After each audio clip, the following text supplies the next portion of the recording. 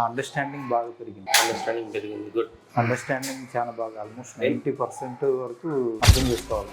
ఏమన్నా చెప్పిన కమాండ్స్ కానీ ఏదైనా తీసుకొని రమ్మన్నా అన్నీ తనకు షూ వేసుకోమంటే వేసుకుంటున్నాడు.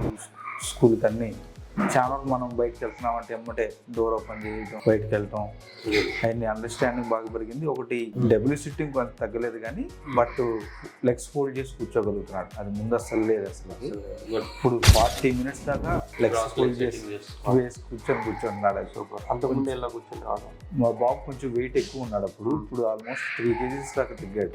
అది మన డైట్ ఫాలో అవడం వల్ల కొంచెం డైట్ తగ్గి కొంచెం లెగ్స్ కూడా వెయిట్ తగ్గడం వల్ల కొంచెం లెగ్స్ ఫోల్డ్ చేసి కూర్చోవడం ఇంప్రూవ్ అయింది. యాక్చువల్లీ చాలా మంచి ఇంప్రూవ్మెంట్ మేము చూసాం. యాక్చువల్లీ ముందు మీద బాగా ఇంప్రూవ్ ఉండేవాడు.